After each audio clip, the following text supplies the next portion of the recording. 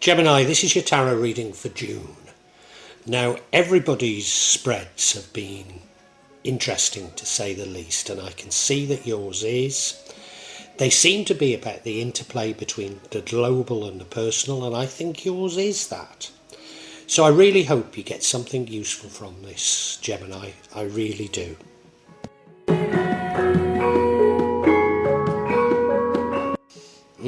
Gemini. Two cards I'm immediately drawn to. One is the Death card, which is in the middle of the bottom there.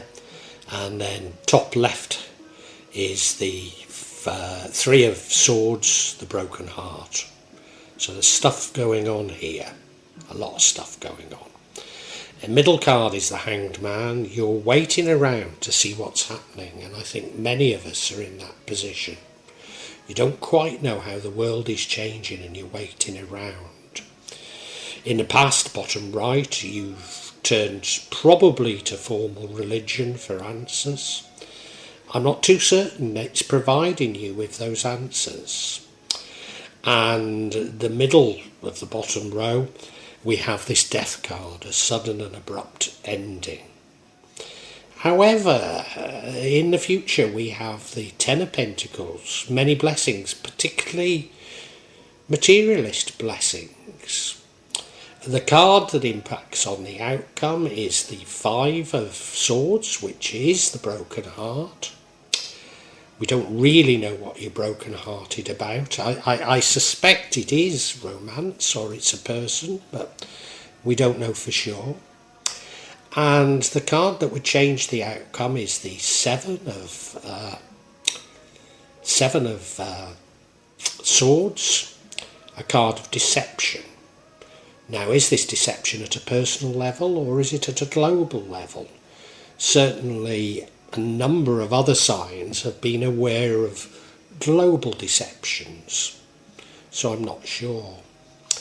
The outcome is the Seven of Wands. Is it a 7 or is that a 6? You'll have to excuse me, you see, I read the cards. Oh, it is a 7, yeah. I read the cards by the pictures more so than, remembering them. So we have this Seven of Wands scoring some victories, and that fits in with that Ten of Pentacles. So although June does look like to be an eventful month, it also looks like one in which you do make some ground and some gains. Now I'm going to have to unpack all of this, and I do hope you'll stay with me to listen to the full explanation.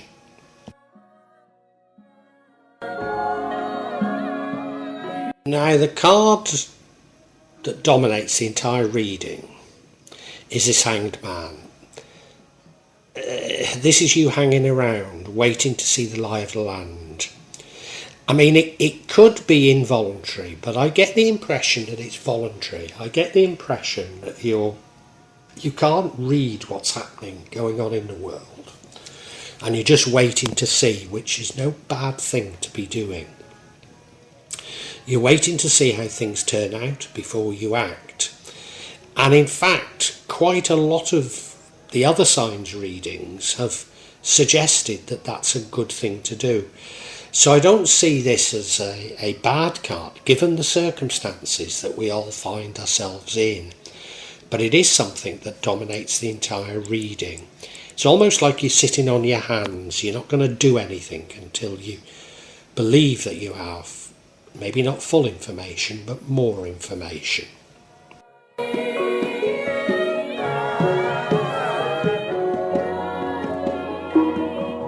In the past we have the Hierophant card.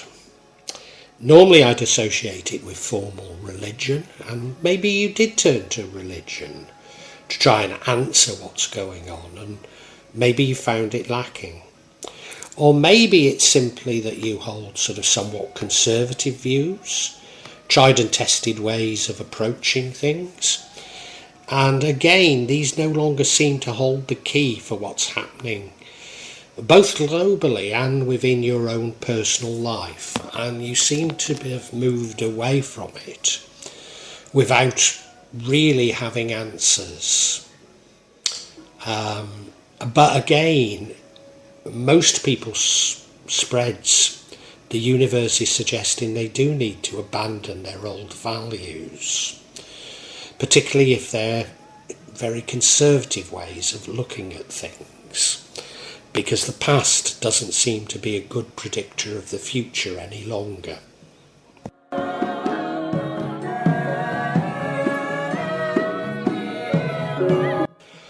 And your current energy is that of the Death card, a sudden and abrupt ending. Now, I've been anticipating more Death cards for people because the world is changing quickly, and I'm expecting people to have sudden abrupt endings, but it's not cropping up as often as I would expect.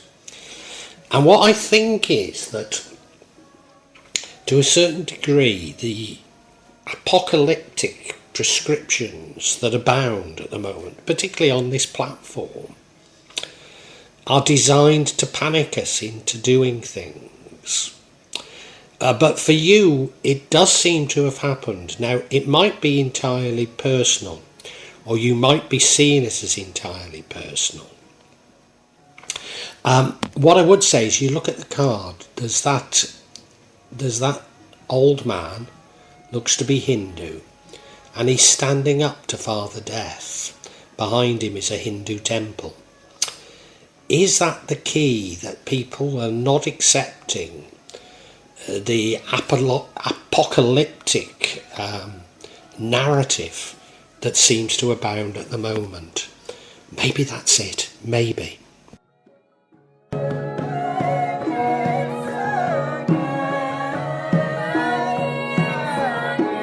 One of the reasons why I don't see this as a bad spread is your future energy is that of the Ten of Pentacles. Multiple blessings, probably material, blessings to do with family, blessings to do with security. And again, despite these tumultuous times, I've been getting reassurances from the universe that things are nothing like as bad as people feel they are. You look at this card, you know, they're surrounded by those pentacles, which is material abundance. He lives in a lovely village, he's got his wife, his children, his dogs and his grandfather there. So he's got everything to make him happy. Now remember, this is in the future. So you've got the Hanged Man, so you're waiting on something, and simply by waiting, things are going to turn out okay. That's my belief on this.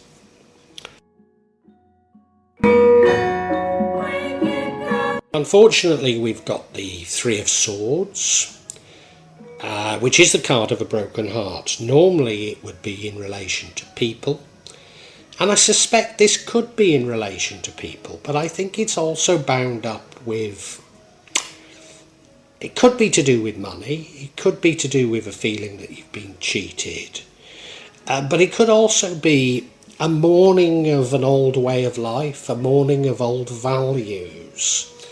And I can see that very strongly in this reading. If you remember, we had that Hierophant, and I think your old values don't seem to serve the purpose anymore. And not unnaturally, we're all concerned about change. We mourn what we feel we've lost. And I think I need to keep an open mind on this right now. I'll get clarification on it, because I think this is key to understanding the whole reading.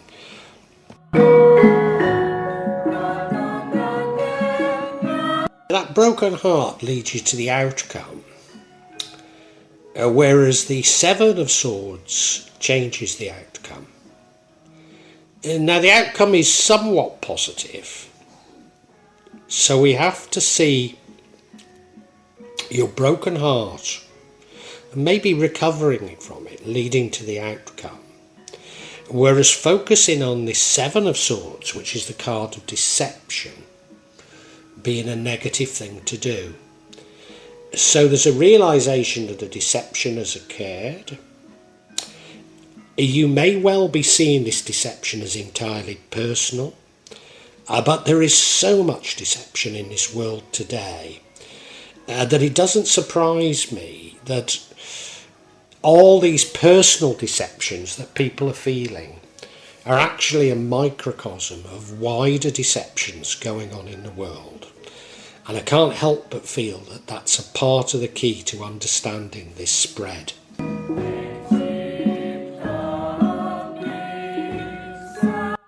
And the outcome is the Seven of Wands. This is you scoring some victories. If you look, he's wading across that river.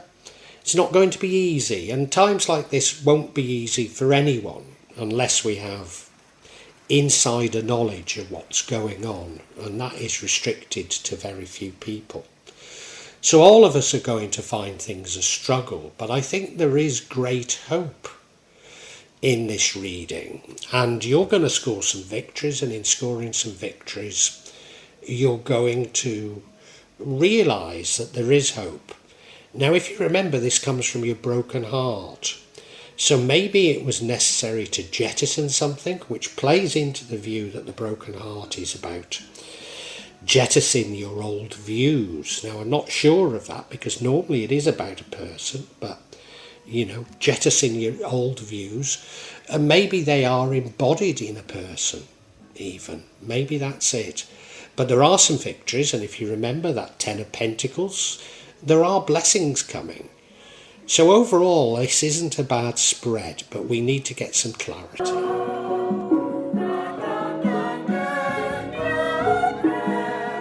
Now, I'm going to get clarity on the Three of Swords. Now, there's many cards I could get clarity on, but I think the Three of Swords holds the key. Sometimes I do go for clarity on more than one card, but generally speaking, if I get the right one, it tells me what I need to know. And I suspect this is because the first card of clarity is the Four of Cups. That's going inside yourself and thinking, and that fits in very well with the Hanged Man. The second card is the Four of Wands, which is a celebration. I think that's telling us what you're mourning, that things didn't go as you thought. And the final card is that a seven? I'm pretty certain it's a seven. Seven of Cups, which is multiple offers, but some of them are poisoned chalices. Yeah, I think I get it. Okay, let's look at each individually. The first card of clarity is the Four of Cups, going inside yourself and looking for answers, and it's no bad thing. The Five of Cups is a card of pessimism, but this isn't that. It's just you looking for answers. Maybe by focusing internally you miss some opportunities, but most signs spreads have suggested that this isn't a bad thing to be doing. So just like the Hanged Man, I think it's a very valid approach to times like this. And I think in going inside yourself, you've been realising that your values, your hopes, your desires aren't based on a firm foundation. There's some soul searching going on here, and realising that those values and hopes that you've held for so long maybe aren't fit for purpose at this exact moment in time, and I think that's what you're mourning.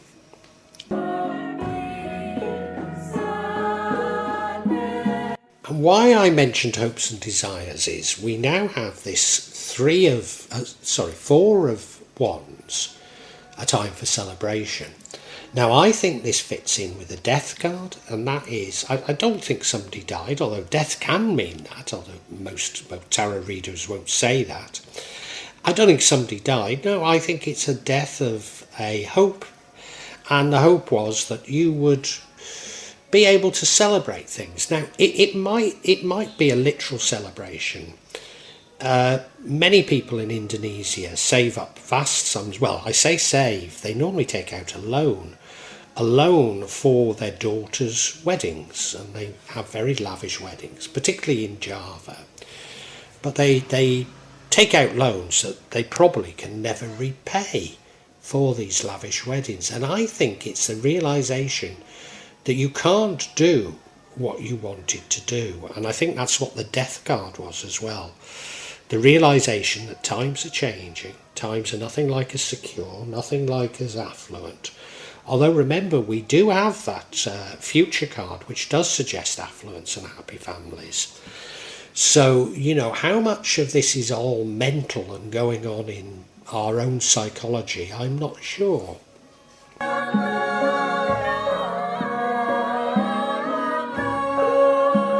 And I think this Seven of Cups tells us the story.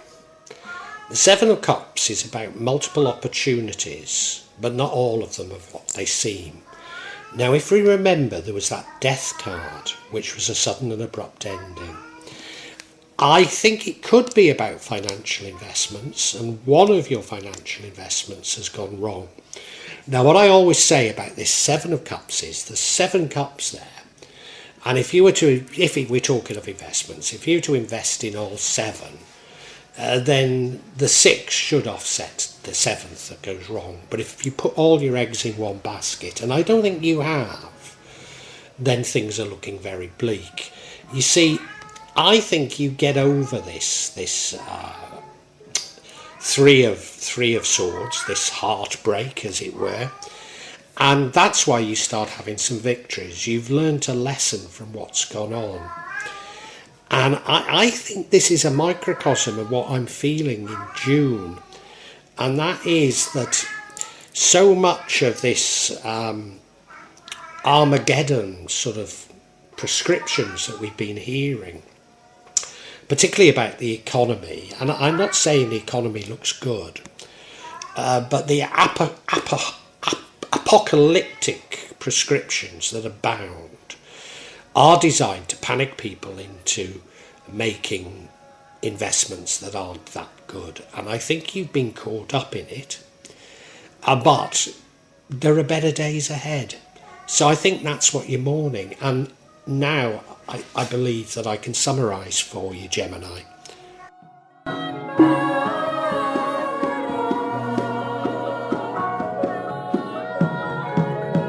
Gemini, we're living in strange times.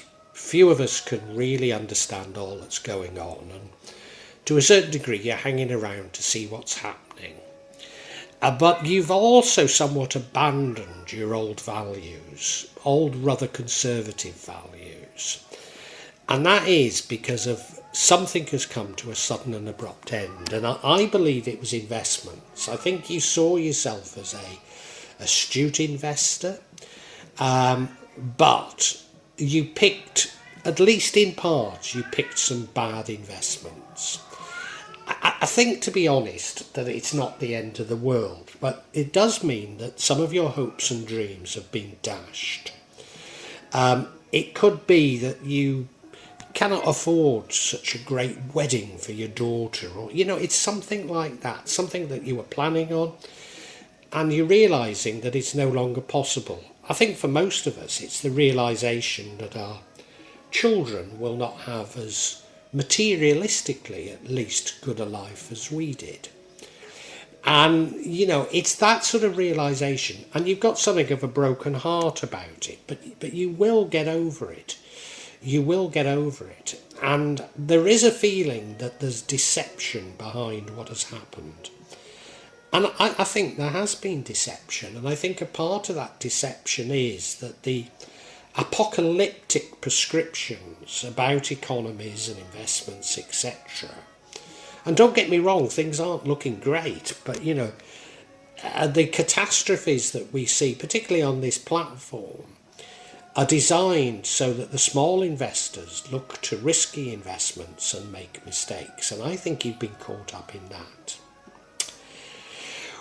What I want to reassure you is that by not acting too quickly, again, by going inside yourself and reflecting on what's happened, by saying, well, you know, maybe I was overconfident, not reflecting too hard on this deception, but carrying on with what you think is the right path, then you are going to score some small victories, and they will be small victories in the materialistic sense and in terms of families.